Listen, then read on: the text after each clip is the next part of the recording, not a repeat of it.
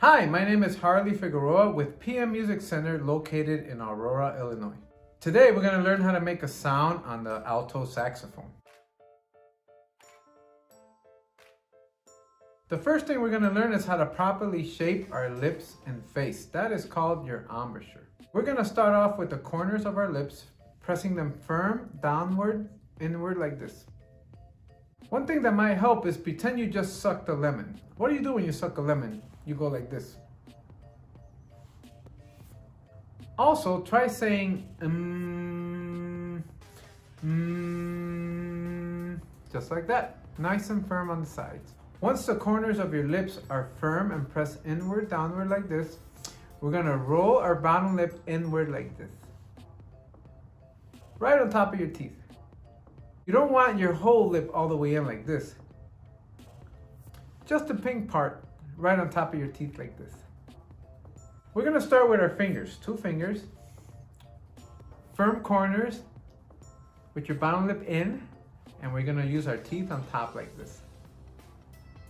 Next, we're gonna completely close our whole mouth around our fingers like this, keeping the proper embouchure. Now we're gonna try that with our reed, mouthpiece, and the neck of the saxophone.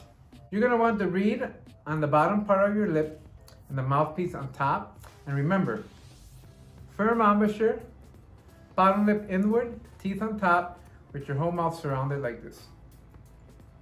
Now we're gonna try that and we're gonna use a strong airflow. If you're not getting enough sound or the proper sound, there's a couple things you can try. If you're not getting a sound at all, you might want to put more mouthpiece in your mouth, because when you don't, your reed and mouthpiece completely close like this. So try keeping your embouchure nice and firm, bottom lip inward with teeth on top, grabbing more mouthpiece like this. Another problem you might be having is you're not blowing hard enough. So with a firm embouchure, try gradually adding more airflow.